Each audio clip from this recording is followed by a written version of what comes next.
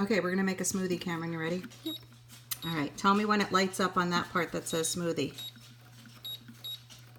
Okay. Okay, so now what do you have to do? Push it!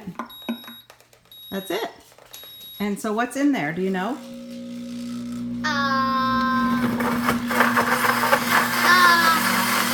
Ice cream, milk, And what did we make first? peanut butter. Yeah. So we made all this peanut butter, right? But still kind of hot. I know, it's still warm, right? And now we have how many more seconds for our milkshake to be done? 35, 33, 32. Yay!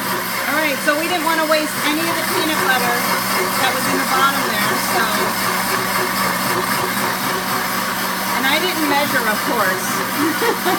So hopefully we have enough milk in there. It looks like there's a little peanut butter stuck on the side, but it's almost done, and it's going to shut off, I think, when it's all done, right? Here we go, counting down, Cameron. 4, 3, 2, 1. Last stuff.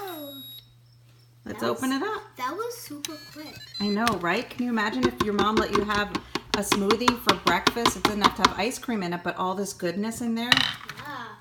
There we go. We There's could our even milkshake. put my favorite. We could even put strawberries in it. We could. That's right. And I'm going to get you a glass. There you go. And you're going to be the first one to try it. Okay, I'm doing this all one-handed here since we're holding it. So yeah, that's the peanut butter that we made earlier. Made in our new Deluxe cooking blender. Oh, you know, I should even give you another new product that would make you feel really special if I had. We don't need ice, that's right. If we had a bigger glass, a tall glass. We have some really cute spoons right now that I'll show you in a sec. But here, you taste it and tell me if it's a good milkshake. It's super good. Yay! You helped make it by pushing that button. Uh-huh. All right, thanks for helping in my kitchen.